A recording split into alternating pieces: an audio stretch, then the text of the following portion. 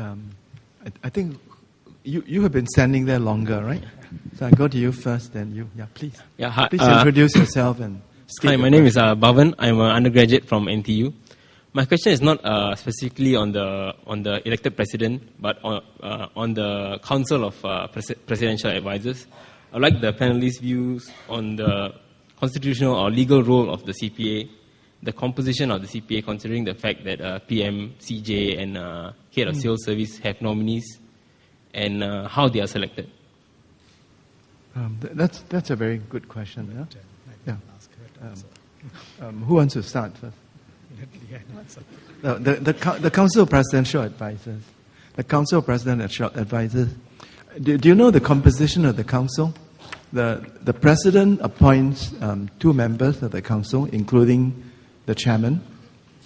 The prime minister appoints 2 members. The chairman of the Public Service Commission appoints 1 member. Did I leave out anything else? 1 on the advice of the CJ. And the Chief Justice appoints 1 member. And those appointees comprise the Council of Presidential Advisors. I've actually interviewed members of the council, and they meet regularly. They basically focus on the first of the president's 5 powers, the protection of the reserves. But I will ask Minister and Lian to ask Shan whether they could throw more light into the working of the Council of Presidential Advisors, the relationship between the Council and the President.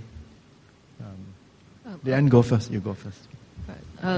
Well, there's not very much known on how they operate, obviously, because the meetings are held in private, and I suppose you can be more candid in private. So from the constitutional perspective, this is what I said in my speech, that the President is not acting alone. He actually has a constitutional duty to consult the Council of Presidential Advisors over certain stipulated matters. He may consult them for other things. I think the upshot is this, since he chooses at least, a third of the council, he would want to have good advisors.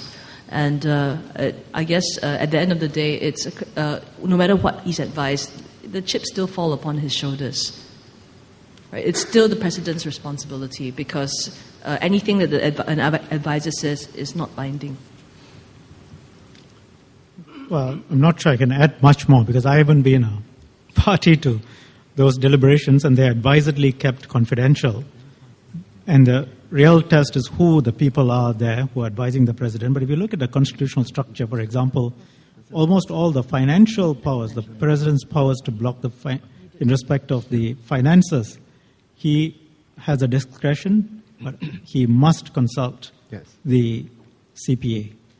The powers to appoint people to various important positions, a number of them, the Constitution has gone through and said he must consult the CPA.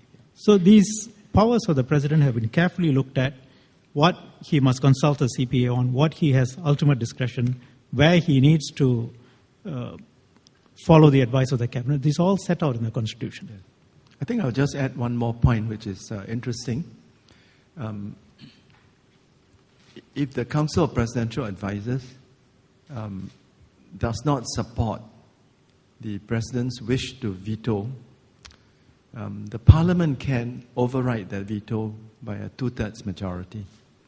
But if the President's veto has the support of the Council, then the Parliament doesn't have the power to override his veto.